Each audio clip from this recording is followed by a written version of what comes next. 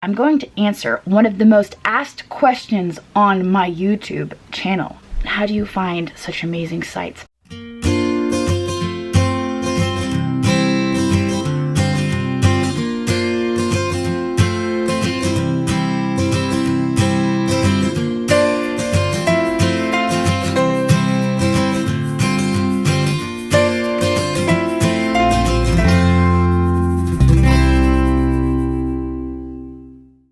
Alright, so it's a dreary, rainy day outside. I decided that I was going to upload a bonus video. This is a bonus video, basically, for all of you. I'm not going digging today, but I'm going to answer one of the most asked questions on my YouTube channel. Are you ready for this? How do you find such amazing sites? I know you guys ask me this all the time, and I'm going to answer it today. So a lot of you guys are like, it's so discouraging because you're always digging such amazing stuff. I'm flattered, really, but that's not the case. I can go out like 4 times in a row and dig absolute garbage, and it totally sucks. And you can ask Andrew, it puts me in a really bad mood.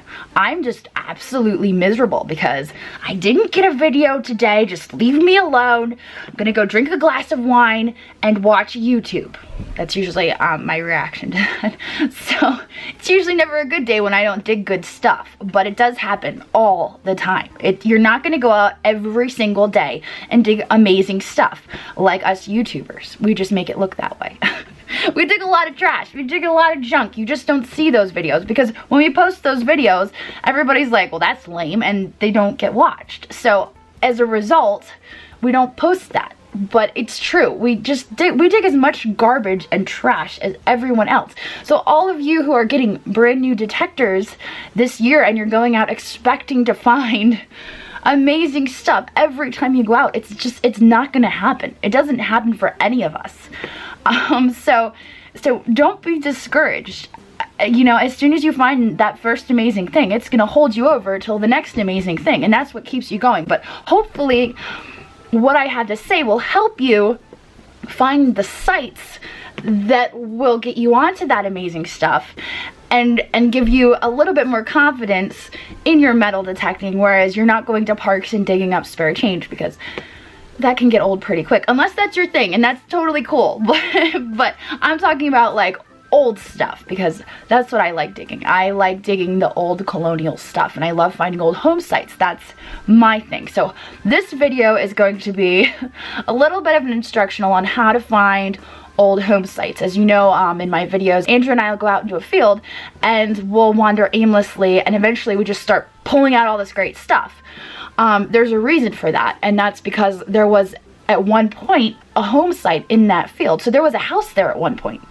And for some reason, you know, 100, 150, 200 years ago, that house, maybe they moved out and the house just fell apart and they just, you know, disassembled it.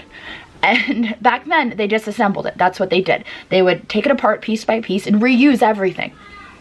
That's why we don't come across a lot of modern trash. Like today, nowadays, they demolish a house. And you can watch, you can see them. They'll take a bulldozer and they'll just plow into it, and it just scatters junk everywhere.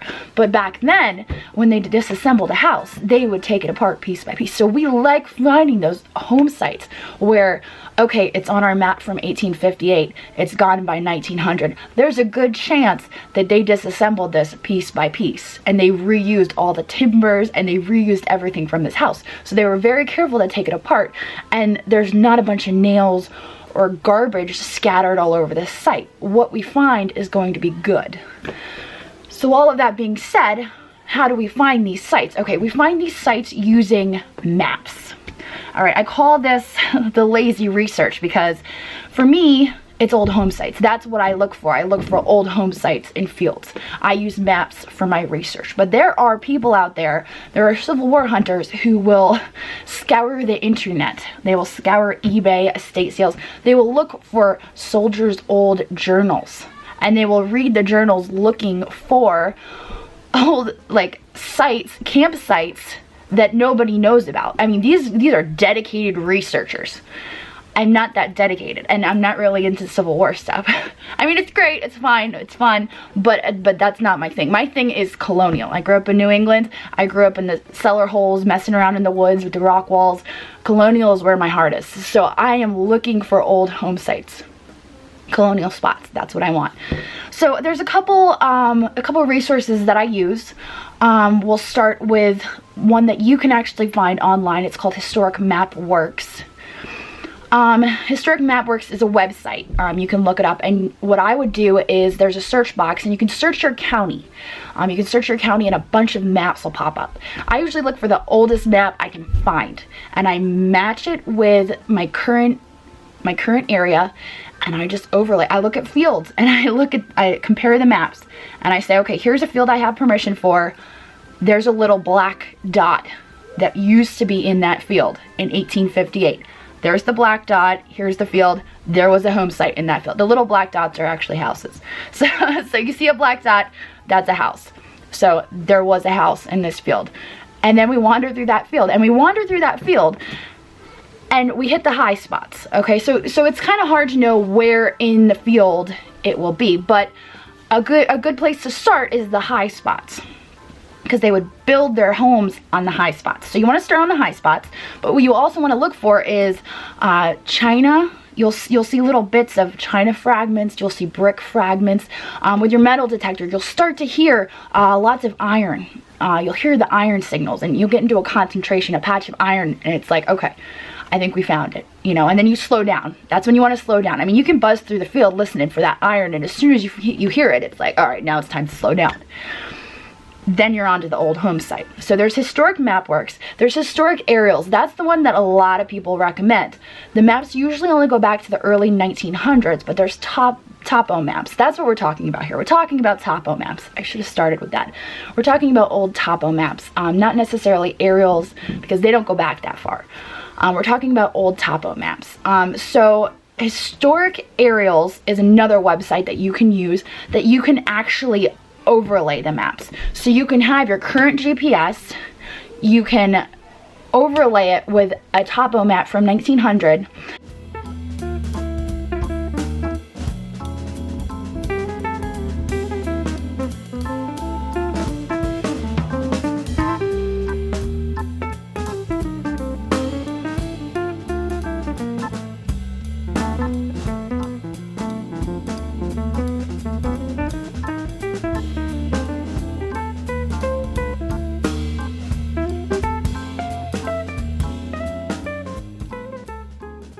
And there's a slider, right? So you're looking at the field on the current GPS, and there's a slider on the web page where you can slide it back and forth, and you can say, oh, in 1900 there was a black dot in this field. There's a home site there, we should go find it.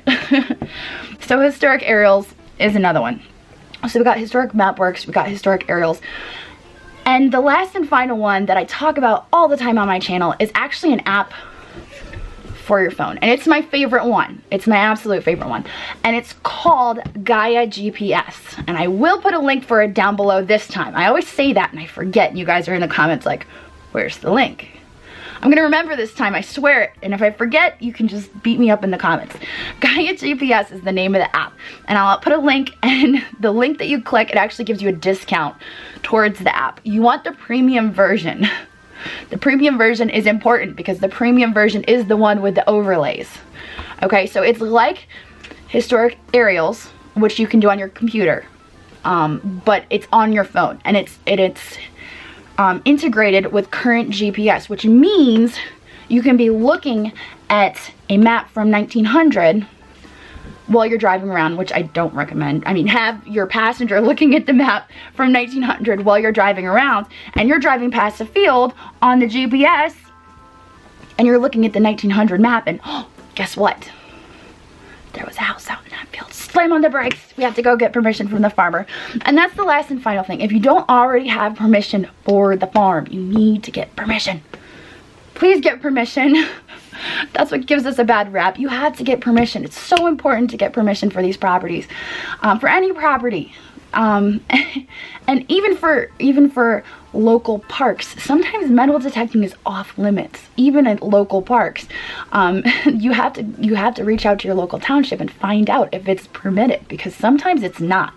You know, you get a metal detector, you assume it's public property. Yeah, I can metal detect there. Sometimes you can't.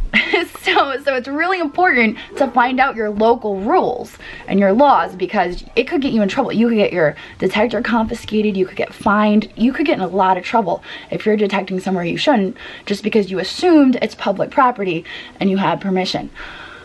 All that being said, my advice for getting permission, that's another one of my top questions that I get asked. My advice for getting permissions, I can door knock, I do it. I don't really care for it. I usually have someone with me when I do door knock. I don't like to door knock, but I do it. But my advice for you going out and trying to get permission from complete strangers is ask them when they're already outside. Ask them if you're driving by and they're out getting their mail, or if they're out raking leaves or doing gardening. That's the best time to ask them, because if you go and knock on their door, you don't know what you're interrupting. You could be interrupting dinner, you could be interrupting an argument, you could be interrupting I don't know what, but it could be really bad timing on your part and it could get you into trouble. So my best advice for asking for permission is ask when they're already outside. And if you're door knocking, always have somebody with you. Don't go door knocking by yourself. But I think those are my main suggestions for looking for old home sites. Drew and I have the best of luck at old home sites. It's just a matter of finding them. You know, sometimes we strike out. Sometimes we find an old home site and there's just nothing there, because either they were poor, or maybe somebody beat us to it, or maybe the farmer's been dumping at that spot for the longest time and all we find is old paint cans and all sorts of household garbage from the 60s. I mean, it's just, you know, but the research is where it comes. It's all about location. Location, location, location. You have to have the right location to find the good stuff. So don't be discouraged when you're watching these videos on YouTube and you see these YouTubers pulling out amazing stuff every single week. It's not reality. We don't find amazing stuff every week. But the truth is, if I put out videos where I found crap every single week, you guys wouldn't want to watch them. It'd be way too realistic. That's why I only put in like half the crap that I dig. And it's usually live digs. But anyway, I hope this information is helpful for you guys. And real quick, again, it's Historic Mapworks, it's Historic Aerials, and it's Gaia GPS. And I will put links to all of those down below. So I hope that's helpful for you. And if you enjoyed this video, let me know. And maybe I'll give you guys some more tips in the future. So, alright, I hope you enjoyed this bonus video. I'm gonna go get my kids because it sounds like they're killing themselves. Alright, I'll talk to you later. Bye.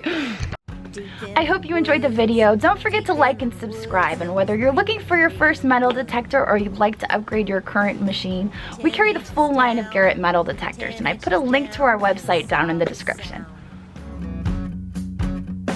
Mule shoe, you're so sweet. I'm gonna take you